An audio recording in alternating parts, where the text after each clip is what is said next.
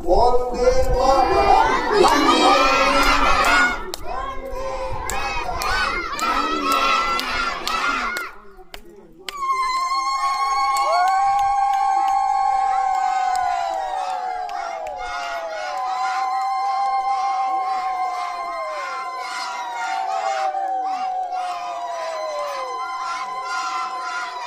বেঁকে গেছে